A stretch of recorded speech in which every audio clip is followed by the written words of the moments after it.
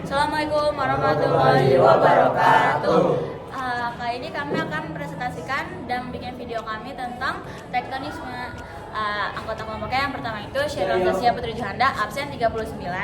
Saya Andalan Batu Manik, absen 3. Saya Muhammad Rafiq Ibrahim Albun, absen 26. Saya Nabila Tasaki dari absen 29. Saya Muhammad Yasut Alamsi dari absen 25. Saya Rafiq Raditya Sasman, absen 33. Dan saya Bagus Arkana dari absen 9. Tadi ini video kami.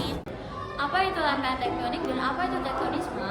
Lempeng tektonik berdasarkan katanya lempeng yang berarti lapisan bumi paling atas yang ketebalannya bisa mencapai 100 km, dan tektonik yang merupakan pergerakan kerak bumi bisa diartikan sebagai lempeng yang bergerak. Dan sementara apa itu tektonisme? Tektonisme adalah proses dari pergerakan lempeng tersebut yang terjadi pada kerak bumi dan menimbulkan pergeseran batuan secara horizontal ataupun vertikal. Teori lempeng tektonik adalah teori yang besar dalam bidang geologi yang memperjelaskan tentang pergeseran lempeng-lempeng bumi atau juga litosfer bumi. Teori lempeng tektonik memiliki berbagai bukti. Yang pertama itu adalah bukti kesamaan garis pantai pada benua Afrika Barat dan Amerika Selatan. Kedua benua ini bisa dijadikan satu benua apabila kedua garis pantainya dihimpitkan. Lalu yang kedua adalah bukti kesamaan persebaran fosil-fosil pada berbagai benua. Contohnya itu adalah persebaran fosil Mosasaurus di berbagai benua di seluruh dunia. Kesamaan jenis batuan. Kesamaan jenis batuan ditemukan pada jalur pegunungan Appalachian yang berada di bagian timur benua Amerika Utara. Sebaran dari pegunungan ini menyebar di timur laut. Namun secara tiba-tiba jalur pegunungan ini menghilang di Newfoundland. Lalu ada bukti iklim purba.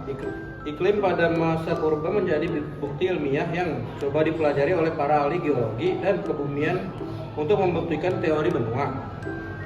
Mengapung pada 250 juta tahun yang lalu, telah diketahui bahwa belahan bumi bagian selatan mengalami iklim dingin seperti Antartika, Australia, Amerika Selatan, Afrika, dan India. Dan yang terakhir ada medan magnetik bumi. Ini adalah salah satu cara yang dilakukan oleh Wegener untuk membuktikan teorinya. Yang pertama, Wegener dan para ahli menentukan medan magnet dengan menganalisis beberapa batuan yang memiliki kandungan mineral kaya unsur besi. Nah, batuan mineral ini disebut juga dengan fosil kompas. Selanjutnya fosil kompas tersebut akan berperan menjadi batuan-batuan yang telah terbentuk akan merekam arah pada saat di mana batuan tersebut berbentuk, sehingga ahli dapat mengetahui kesamaan arah kutub magnet dan lokasi suatu terbentuk. Apa itu batas divergen? Batas divergen juga bisa disebut sebagai zona pertambahan atau pembentukan pada lempeng-lempeng baru. Nanti lempeng-lempeng baru ini akan mengalami pergerakan yaitu menjauh dari satu sama lain. Nah, ruang kosong akibat dari pergerakan menjauh satu sama lain ini dapat menyebabkan mid-oceanic ridge. Batas konvergen adalah zona penghancur yang membuat lempeng-lempeng di permukaan bumi kemudian mendekat satu sama lain.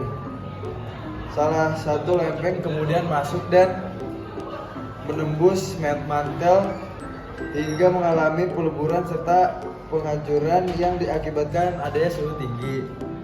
Selanjutnya batas transform. Batas transform disebut juga batas geser karena pada batas transform tidak terdapat litosfer yang kemudian dihancurkan dan tidak terdapat litosfer baru tercipta.